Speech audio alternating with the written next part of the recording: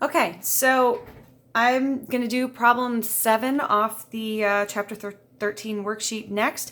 If you haven't watched the first video, which was for problem number 5 on the worksheet, that's my introduction to ice tables. I'd suggest that you go back and watch that if you need a review. If you're ready to dive right in, though, with a typical type of problem, that's what this is going to be.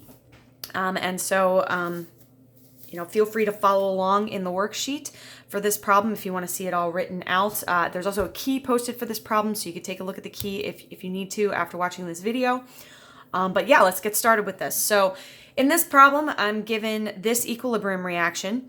And one of the things I want to note right off the bat is we've got all gases here for this reaction. And so in terms of the way this problem could proceed, let's remember that with gas phase reactions, you can either talk about partial pressures of the gases or you can talk about concentrations. And the previous problem that I did in the previous video dealt with partial pressures being used in the ice table. But this problem is actually going to deal with concentrations being used in this problem. So we're going to set up our ice rows. But we're going to keep in mind here that the values we're going to want to plug in this time are actually going to be concentrations instead of partial pressures. Now, in order to get those concentrations, we have to first realize that we're given some information about these chemical species that is not actually a concentration. So we're told that we have at the beginning 0.25 moles of our CO gas, and we've got 0.25 moles of our H2O gas, and that they're both being placed into a 125 milliliter flask at 900 Kelvin.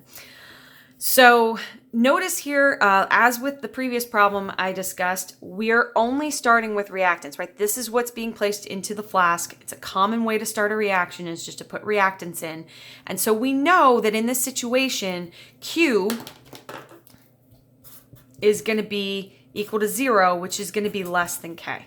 Right? In any situation where you have 0 products present, you're always going to get a Q equal to 0, and 0 is always going to be less than K, which means, right, that we're going to shift towards products.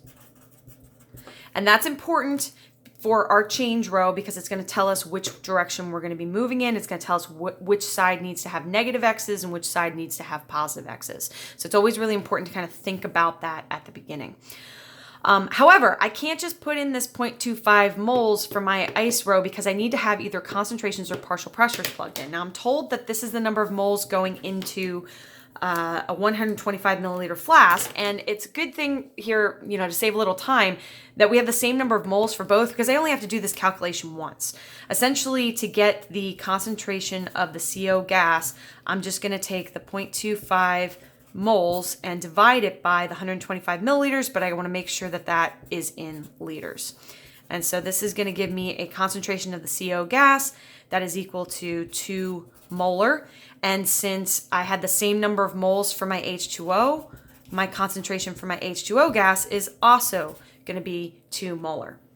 So in my ice table, I can go ahead and put in 2 for each of these. Now, one of the things I didn't comment on in the last video is that you are welcome to include units in your ice table or to drop the units. With this type of a problem, we are going to be actually solving for X using the value of K. And so I know that I'm going to need to plug in the values and ignore units essentially. So that's why the ice table, I'm not going to bother including units. On the previous problem, I kept the units in here because we were solving for X by actually comparing the I, C, and E rows. And in that situation, it does make sense to keep your units because they actually tell you what the units of X are going to be. Here, because we're going to use the value for K to solve for X, that's going to lead to, using a number that has no units. And so you have to, at the end, basically say, okay, what makes sense for my units? And I'll talk about that a little bit again when we get to it later. Okay, so I know my initial concentrations of my CO and my H2O. I also know that if I'm not starting with any of these, that means that I should have 0 for both my CO2 and my H2. For my change row, this is going to be, again, thinking about which way I'm shifting. So if I'm going to be shifting towards products, I'm going to be losing some amount of my reactants. So I should have minus X and minus X over here.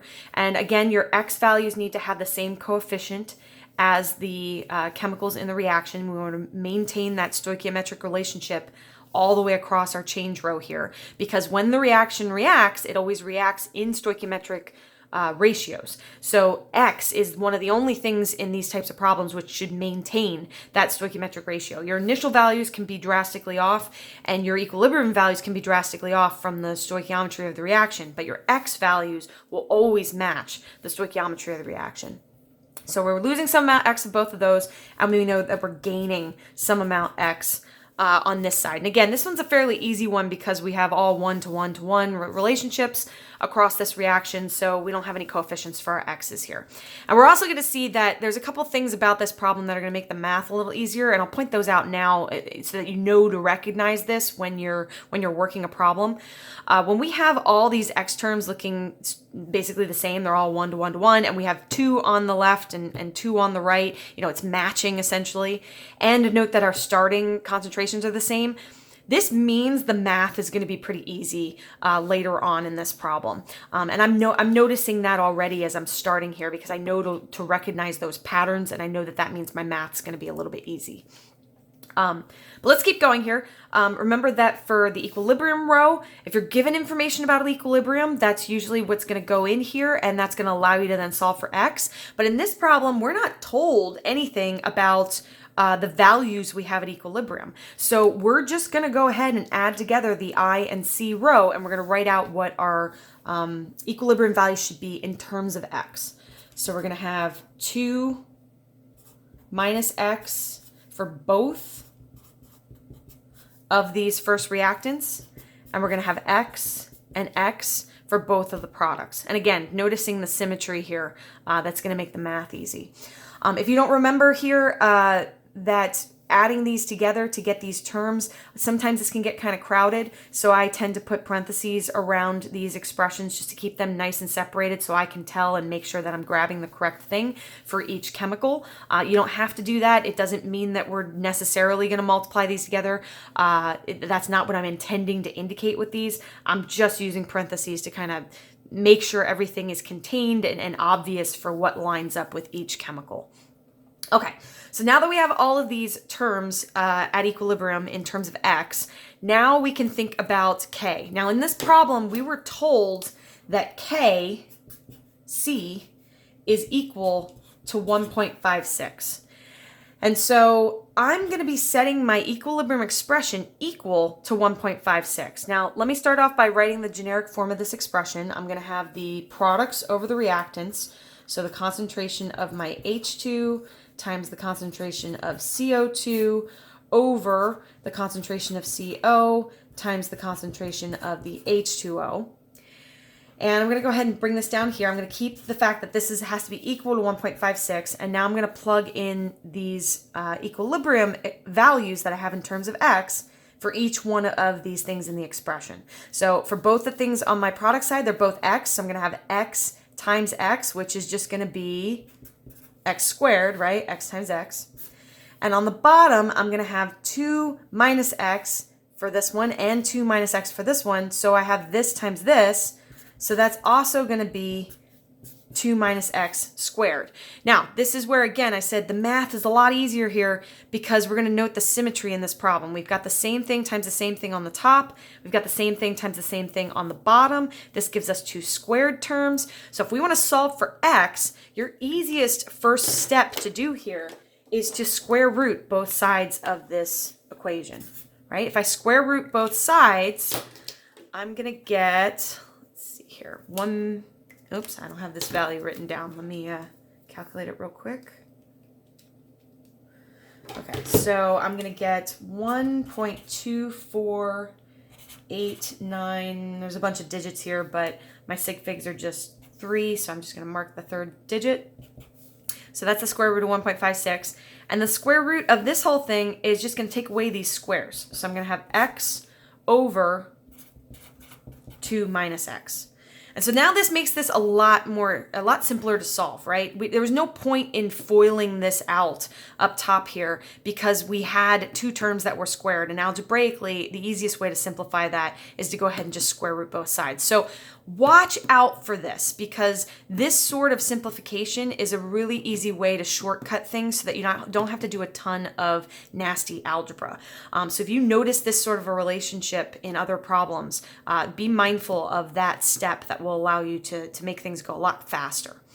Now to finish out the algebra here, I'd be taking 2 minus x and multiplying it on this side, so I'd have to distribute this number to the 2 and to the x, and then I would want to get my x terms on the same side and my numbers on the same side, and if you do all of that, you're going to end up with x being equal to 1.11 molar. Now, this is not the end of the problem just yet. We're close, but we're not quite there yet, because this is just telling us what x is. And in this problem, the question was, what's the composition of the equilibrium mixture?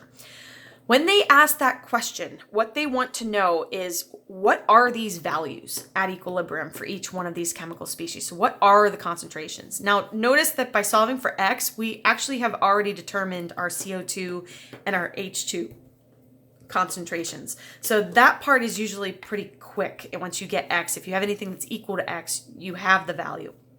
So I'm just going to note here that my CO2 concentration at equilibrium is equal to my H2 concentration at equilibrium, and that both of those are equal to x, which is just going to be 1.11 molar. And so 2 of those values I'm done with. I'm also going to note that my CO and H2O values, they have the same expression. So I can also write that my CO concentration at equilibrium is equal to my H2O concentration at equilibrium, and that these are both equal to 2 minus x. So if I know what x is, I can go ahead and plug that in. So it's going to be 2 minus 1.11. And so this is just going to give me 0.89 molar for that final value. So these would be your kind of final values in this problem. You'll notice that on these types of problems, the answer box at the bottom basically has a spot for the concentration of each thing in the reaction. And so you'd be filling out 1.11 molar for both of those and 0.89 molar for both of these. So we're essentially done with this problem. We can also do a little bit of checking our answer here by taking account of a couple things. First of all, you can think about whether or not the values you calculated kind of make sense in the context of the K value that you're given. So notice this K value of 1.56 is a very intermediate value. So we're expecting comparable amounts of our reactants and products. And if we look at these two values for all of these things, they're all pretty close together. So that already seems to agree with what's going on here. An even better way to double check your answer is once you have the values at equilibrium, if you plug all of these into this expression, you should get the Kc value. And that's a good way to double check this. So if I go ahead and calculate Kc here using these values, I know that I'm going to have my CO2 and my H2 on the top. So that was the 1.11.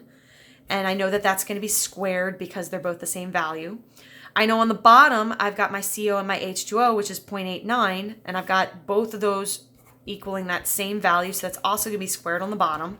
And if I do 1.11 squared over 0.89 squared, you're going to notice that you get 1.56. And so this confirms for you that the values you calculated at equilibrium do make sense, given that Kc should be equal to 1.56. And that's one of the things that's really nice about this type of problem. I talked a lot in the previous video about how one type of ice table problem involves being asked to solve for what K actually is, so you're not given what K is. And in those situations, you have to have some information about equilibrium in order to solve for X.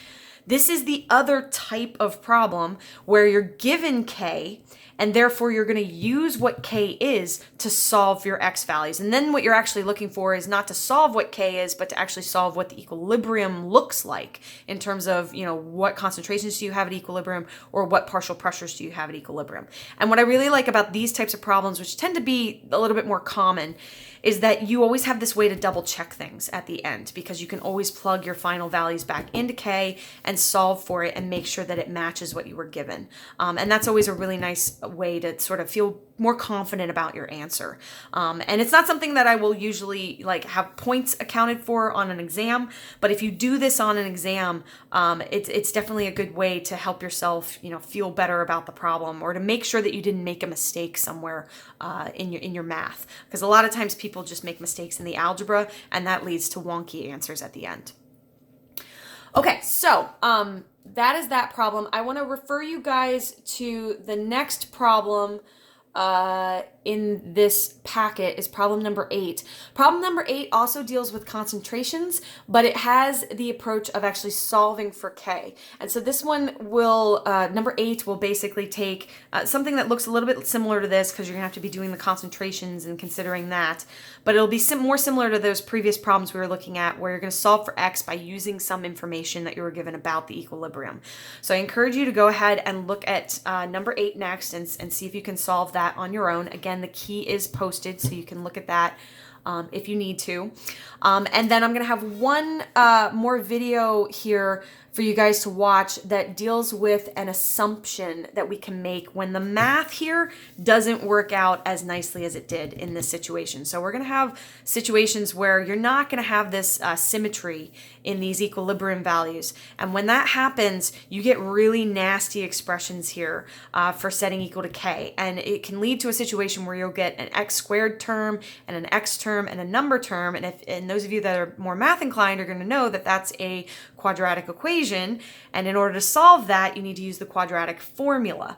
And yeah, that gets really, really annoying and really nasty. So the next video is going to deal with how do we tackle situations where it appears as though we have to use the quadratic formula to solve for X. And is there a way that we can avoid having to do that? And I'll point out just lastly here that the next video is something I've recorded, I think like a year or two ago. So there may be some mentions in there to things that maybe don't make sense in the context of our course, but the numbers, the problem numbers are exactly the same. So the next video will deal with problem number 9 on the worksheet, and then it will refer you to attempting problem number 10 on the worksheet. And those things do line up. But don't pay attention to anything I say about, stuff being in the slides or anything like that. But the information about the worksheet is the same. So to recap, feel free to move on to number 8 and attempt that next. And then I would watch the next video for problem number 9 and then tackle number 10. And then that's pretty much going to wrap up what I was hoping to cover outside of class here for ice tables. So if you have any questions, please do feel free to contact me about this. We will be doing more ice tables in class this coming week with acid-base equilibria, and we will be talking about how to avoid using the quadratic formula a little bit more, but I'm probably going to start off just with acid-base basics, so we may or may not get to ice tables on Tuesday. So you have a little bit of time here to really get this method down, do some practice problems, and make sure you're comfortable with it before we have to use it in the actual acid-base chapter. All right, that's it for this problem.